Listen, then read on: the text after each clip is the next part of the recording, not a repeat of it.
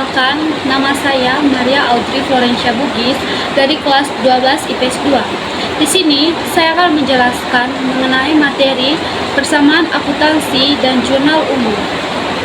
Yang pertama, saya akan menjelaskan mengenai pengertian dari persamaan akuntansi.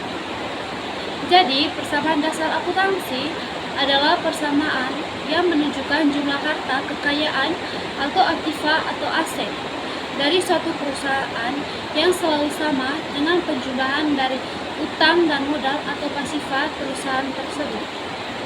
Secara umum, fungsi persamaan dasar akuntansi adalah untuk menggambarkan bahwa sebuah transaksi memiliki pengaruh pada dua golongan rekening.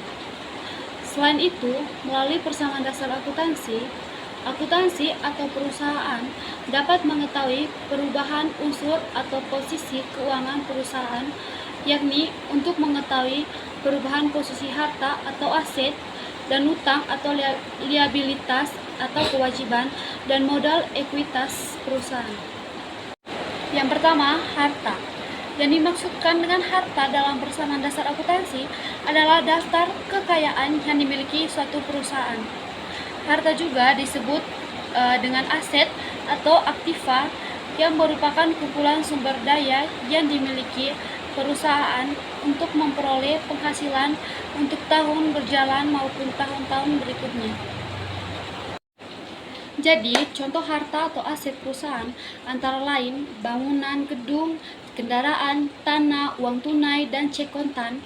Bagian aktiva ini dapat bertambah jika aset perusahaan bertambah dan berkurang, yang dimana jika terjadi sebaliknya. Yang dimana yang kedua adalah utang atau liabilitas dan kewajiban. Komponen berikutnya adalah utang yang merupakan kewajiban perusahaan kepada pihak lain. Bentuknya dapat berupa uang, barang, ataupun jasa di masa mendatang akibat adanya transaksi di masa lalu. Contohnya, kewajiban ini adalah utang perusahaan untuk mencari atau mengembangkan modal usaha tersebut. Jadi di sini ada rumus dasar persamaan akuntansi yang dimana harta sama dengan utang tambah modal atau bisa juga aset sama dengan kewajiban atau ekuitas. Jadi di sini saya akan melanjutkan contoh soal dari materi yang telah saya jelaskan. Yang dimana pada nomor 1, investasi awal berupa uang modal secara kontan milik perusahaan A sendiri sebesar 10.500.000.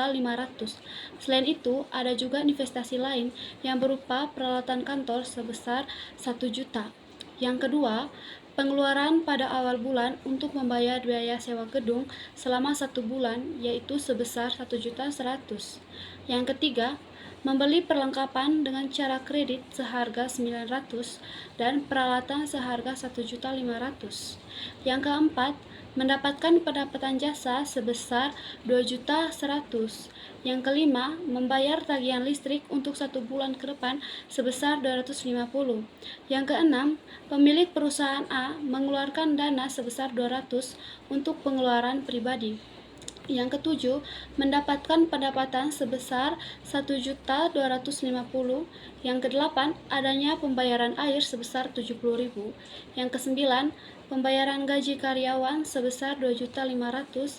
Yang kesepuluh, mendapatkan penghasilan berupa uang senilai 3 juta. Yang ke-11, membayar rekening telepon sebesar 100.000.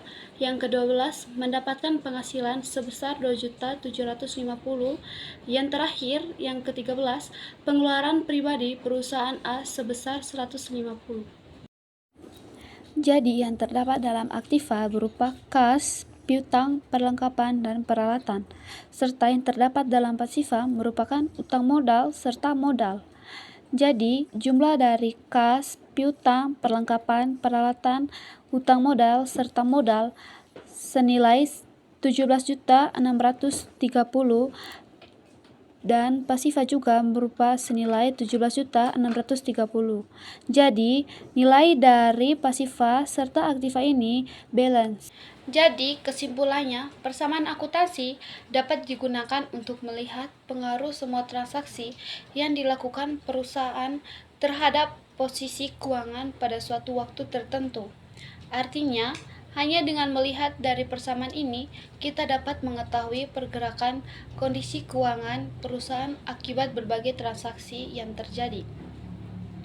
Yang dimana persamaan ini juga tidak hanya mencatat transaksi yang berkaitan langsung dengan aktivitas atau utang dan modal saja.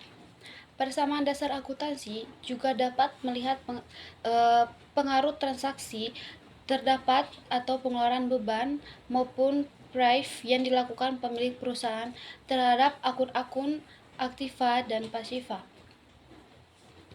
Yang dimana misalnya perolehan pendapat suatu perusahaan dari penjualan produk akan menambah aktivitas dan pada saat yang sama akan menambah peningkatan modal pemilik perusahaan tersebut. Yang dimana sebaliknya, jika ada pembayaran beban operasional seperti pembayaran sewa gedung, pelunasan bahan baku, atau pembayaran gaji karyawan akan mengurangi nilai aktivitas. Hal ini karena ada kas atau uang yang dikeluarkan sehingga mengurangi modal pemilik perusahaan tersebut. Demikian juga dengan prive atau penarikan kas perusahaan untuk kepentingan pribadi pemilik perusahaan tersebut, yang dimana akan mengurangi aktivitas dan modal usaha tersebut. Jadi sekian pengertian fungsi serta contoh dari persamaan akuntansi. Yang berikut saya akan menjelaskan mengenai materi dari jurnal umum. Jadi yang berikut saya akan menjelaskan materi jurnal umum, yang dimana yang dimaksudkan dengan jurnal umum adalah jurnal yang digunakan untuk mencatat sejumlah transaksi keuangan yang muncul dalam periode waktu tertentu sesuai dengan urutan tanggal dengan mencantumkan nama transaksi, jenis akun, dan nominal saldo di kolom debit maupun kredit.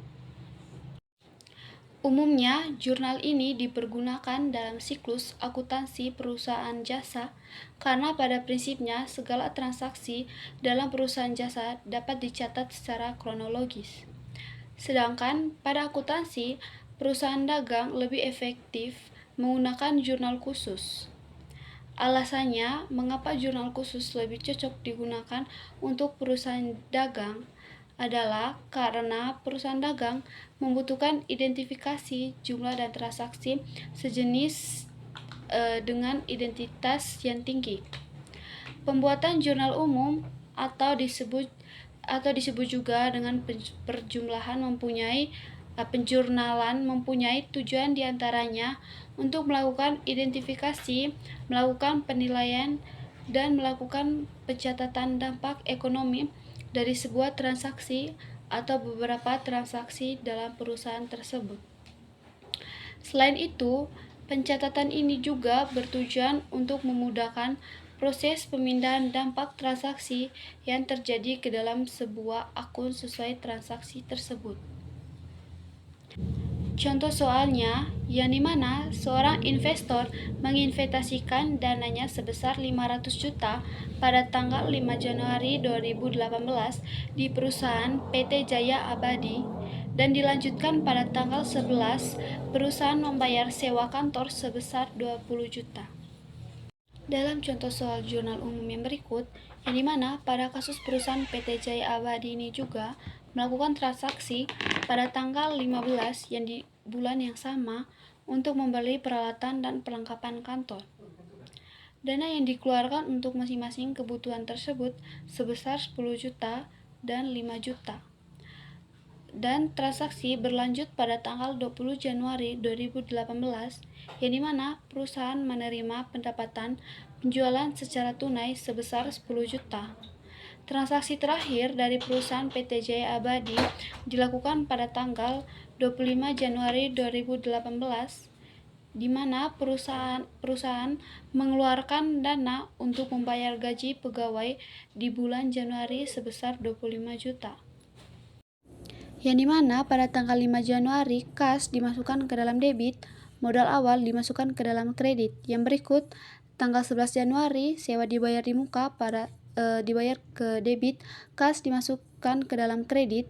15 Januari peralatan dan perlengkapan dimasukkan ke dalam debit, kas dimasukkan ke dalam kredit.